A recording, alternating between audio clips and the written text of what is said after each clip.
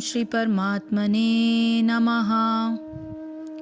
कांक्षन्त कर्मणां सिद्धिं यजन्ते इह देवताः क्षिप्रं हि मनुष्ये लोके सिद्धिः भवति कर्मजा। कांक्षन्त यानी चाहते हुए, कर्मणाम सकाम कर्मों को, सिद्धिम सिद्धि द्वारा, यजन्ते यज्ञों द्वारा पूजा करते, इह इस भौतिक जगत में, देवता देवतागण, क्षिप्रम तुरंत ही, निश्चय ही, मनुष्य समाज में मानव द्वारा, लोके इस संसार में, सिद्धि यानी सिद्धि सफलता, भवती होती है, कर्मजा यानी सकाम कर्म से। इस संसार में मनुष्य सकाम कर्मों में सिद्धि चाहते हैं, फलस्वरूप वे देवताओं की पूजा करते हैं। निस्संदेह संसार में मनुष्य को सकाम कर्म का फल शीघ्र प्राप्त होता है। तात्पर्य यह है कि इस जगत के देवताओं के विषय में भ्रांत धारणा है और विद्वता का दंभ करने वाले अल्पज्ञ मनुष्य इन देवताओं को परमेश्वर के विभिन्न रूप मान बैठते हैं। वस्तुतः यह देवता ईश्वर के विभिन्न रूप नहीं होते, किंतु वे ईश्वर के विभिन्न अंश होते हैं। ईश्वर तो एक है, किंतु अंश अनेक। वेदों का कथन है, नित्यो नित्यानाम।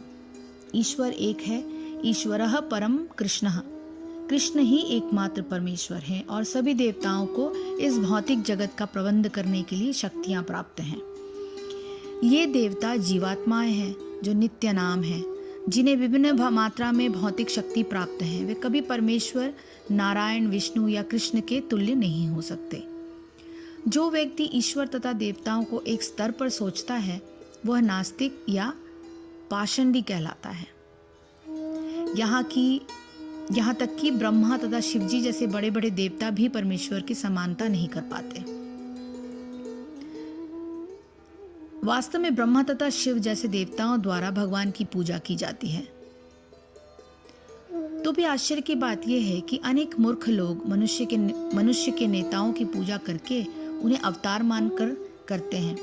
यह देवता पद इस संसार के शक्तिशाली मनुष्य द्वारा देवता के लिए आया है, लेकिन नारायण, विष्णु या कृष्ण जैसे भगवान इस संसार के नहीं हैं। वे भौतिक सृष्टि से परे रहने वाले हैं।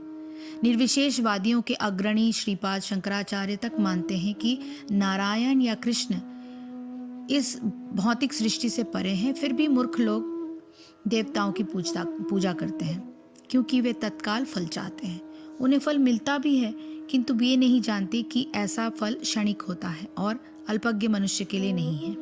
बुद्धिमान व्यक्ति कृष्ण भावनामृत में स्थित रहता है। उसे किसी तत्काल क्षणिक लाभ के लिए किसी तुच्छ देवता की पूजा करने की आवश्यकता नहीं रहती। इस संसार के देवता तथा उनके पूजक इस संसार के संहार के साथ ही विनष्ट हो जाएंगे। देवताओं के वरदान भी भौतिक तथा क्षणिक होते हैं। यह भौतिक संसार तथा इसके निवासी, जिसमें देवता तथा उनके पूजक भी सम्मिलित हैं, विराट सागर में बुलबुलों के समान हैं। किंतु संसार में मानव समाज क्षणिक वस्तुओं यथा संपत्ति, परिवार तथा भोग की सामग्री के पीछे पागल रहता है। ऐसी क्षणिक वस्तुओं को प्राप्त करने के लिए लोग देवताओं की या मानव समाज के शक्तिशाली व्यक्तियों की पूजा करते हैं। यदि कोई व्यक्ति किसी राजनीतिक नेता की पूजा करके संसार में मंत्री पद प्राप्त कर लेता है, तो वो सोचता है कि उसने महान वरदान प्राप्त कर लिया। इसलिए सभी व्यक्ति तथाकथित नेताओं को साष्टांग प्रणाम करते हैं, जिससे वे क्षणिक वरदान प्राप्त कर सके और सचमुच उन्हें ऐसी वस्तुएं मिल भी जाती हैं। ऐसे मूर्ख व्यक्ति इस संसार के कष्टों के स्थायी निवारण के लिए कृष्ण भावनामृत में अभिरुचि नहीं दिखाते। वे सभी इंद्रिय भोग के पीछे दीवाने रहते हैं और थोड़े से इंद्रिय सुख के लिए वे शक्ति प्रदत्त जीवों की पूजा करते हैं, जिन्हें देवता कहा जाता है। यह श्लोक इंगित करता है कि विरले लोग ही कृष्ण भावनामृत में रुचि लेते हैं। अधिकांश लोग भौतिक भोग में रुचि लेते हैं। फलस्वरूप वे किसी न किसी शक्तिशाली व्यक्ति की पूजा करते हैं। इसको अगर हम थोड़े से सरल शब्दों में समझने की कोशिश करें, तो यह श्लोक बताता है कि जो मेरे को तत्व से नहीं जानते, यानी कृष्ण को तत्व से नहीं जानते, वे पुरुष इन मनुष्य लोक में कर्मों के फल को चाहते हुए देवताओं को पूजते हैं और उनके कर्मों से उत्पन्न हुई सिद्धि भी शीघ्र ही हो जाती है। अन्य देवताओं का पूजन यदि पिछले श्लोक के रहस्य को समझ लिया जाए तो हम अपने कल्याण के लिए अपने ही हाथ में उपाय समझकर अपने व्यवहार को भली प्रकार नियोजित कर सकते हैं। अधिकांश मनुष्य जैसे तैसे अपनी कार्य सिद्धि को चाहते हैं, परंतु वे अपने व्यवहार को भूल जाते हैं। अपने कर्मों कामों की सिद्धि के लिए ये देखा जाता है कि मनुष्य विभिन्न लौकिक अथवा अलौकिक शक्तियों की उपासना और पूजन इत्यादि करते हैं, क्योंकि सांसारिक भोगों से सुख की आशा होने से वे अपने पारमार्थिक सुख पर विचार करने के लिए समय नहीं दे पाते। लौकिक अथवा पारलौकिक शक्ति द्वारा कदाचित उनके इष्ट कार्य की सिद्धि हो जाती है, चाहे उनमें उनका वास्तविक कल्याण हो या ना हो। इसका संबंध यह है कि भगवान ने अपने प्राकृतिक की दिव्यता और कर्मों की दिव्यता को तत्व से जानने का फल अपनी प्राप्ति बताई है। कर्मों की दिव्यता का विषय स्पष्ट करते हुए अगले श्लोक में भगवान कहते हैं, चातुः वर्ण्यम मया सृष्टम गुणः कर्म विभागशः तस्य कर्तारम अपि माम विद्धि अकर्तारम अव्ययम। चातुः वर्ण्यम मानव समाज के 4 विभाग, मया यानी मेरे द्वारा, सृष्टम उत्पन्न किए हुए हैं, गुण कर्म तथा कर्म का, विभागश विभाजन के अनुसार, तस्य उसका, कर्तारम जनक, अपि यद्यपि, माम मुझको, विद्धि जानो, अकर्तारम न करने वाले के रूप में, अव्ययम अपरिवर्तनीय को। प्रकृति के तीनों गुणों और उनसे संबंध कर्म के अनुसार मेरे द्वारा मानव समाज के 4 विभाग रचे गए हैं। यद्यपि मैं इस व्यवस्था का सृष्टा हूँ, किंतु तुम यह जान लो कि मैं इतने पर भी अव्यय अकर्ता हूँ। इसका तात्पर्य है कि भगवान प्रत्येक वस्तु के सृष्टा हैं। प्रत्येक वस्तु उनसे उत्पन्न है, उनके द्वारा ही पालित है और प्रलय के बाद प्रत्येक वस्तु उन्हीं में समा जाती है। अतः वे ही वर्णाश्रम व्यवस्था के सृष्टा हैं, जिसमें सर्वप्रथम बुद्धिमान मनुष्य का वर्ग आता है, जो सतोगुणी होने के कारण ब्राह्मण कहलाते हैं। द्वितीय वर्ग प्रशासक वर्ग का है, जिसे रजोगुणी होने के कारण क्षत्रिय कहा जाता है। वणिक वर्ग या वैश्य कहलाने वाले लोग रजो तथा तमोगुण के मिश्रण से युक्त होते हैं और शूद्र या श्रमिक वर्ग के लोग तमोगुणी होते हैं। मानव समाज के इन 4 विभागों की सृष्टि करने पर भी भगवान कृष्ण इनमें से किसी विभाग या वर्ण में नहीं आते, क्योंकि वे उन बद्ध जीवों में से नहीं है जिनका एक अंश मानव समाज के रूप में है।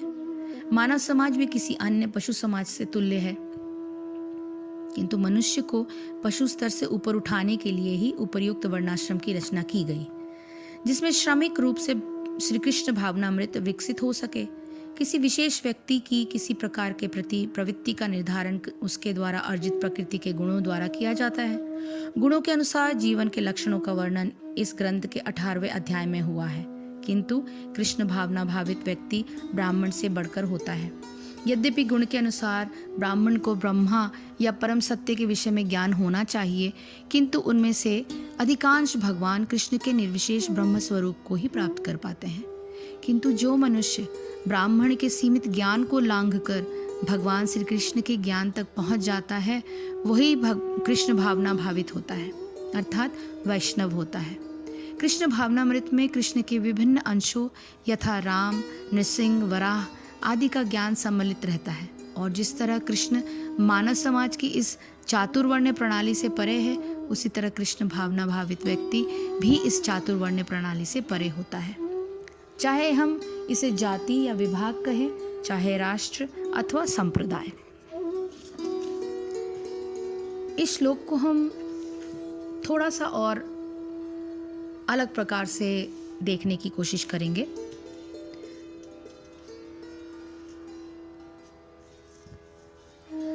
इसमें श्री कृष्ण कहते हैं कि हे अर्जुन, गुण और कर्मों के विभाग से ब्राह्मण, क्षत्रिय, वैश्य और शूद्र मेरे द्वारा ही रचे गए हैं। उनके कर्ता मुझ अविनाशी परमेश्वर को तू अकर्ता ही जान। अब इस वर्ण व्यवस्था की जो इसको जिस तरह से बांटा गया है, उसका वर्णन करते हुए भगवान 2 बातें स्पष्ट करते हैं। एक, चारों वर्ण की रचना गुण और कर्म के विभाग से भगवान द्वारा की गई है। यह गुण और कर्म का विभाग ही भगवान का दिव्य कर्म है, परंतु इस कर्म के पीछे उनका किसी प्रकार का कर्तापन, विषमता अथवा किसी विशेष प्रकार की इच्छा का भाव नहीं है, वरन केवल मनुष्य के कल्याण का ही भाव है। यहाँ यह याद रखना चाहिए कि भारतीय संस्कृति में मनुष्य जीवन का उद्देश्य आत्म साक्षात्कार या भगवत प्राप्ति तथा अपनी स्वाभाविक दिव्यता का प्राकट्य माना गया है। इस उद्देश्य की प्राप्ति के लिए मनुष्य के जीवन के लिए जिस अनुशासन में रहना अनिवार्य है, उसके मुख्य स्तंभ हैं वर्ण और आश्रम। परंतु ये वर्ण और आश्रम केवल उन मनुष्य के लिए है जो अपने जीवन का सही उद्देश्य जानते हैं और उसको पाने के लिए प्रयत्नशील हैं। जिनके लिए सांसारिक भोगों की प्राप्ति ही जीवन का लक्ष्य है, उनका तो एक ही वर्ण है और वो है भोग। परंतु जो अपने वास्तविक स्वरूप को जानने के इच्छुक हैं, उनको अपने स्वाभाविक गुणों की पहचान द्वारा उन गुणों के अनुरूप कर्म का निश्चय कर लेना चाहिए। यही गुण और कर्मों का विभाग है। वर्ण के आधार पर अपने को दूसरों से श्रेष्ठ मानना या दूसरों के लिए हीन भावना रखना और उनसे घृणा करना तो किसी भी शास्त्र द्वारा सहमत नहीं। इस प्रकार की वृत्ति को मनुष्य को निश्चित पतन की ओर ले जाती है। हाँ, अपने स्वाभाविक गुणों को पहचान कर भगवत प्राप्ति के लिए उनके अनुरूप कर्म करना यह हर एक मनुष्य का व्यक्तिगत मामला है।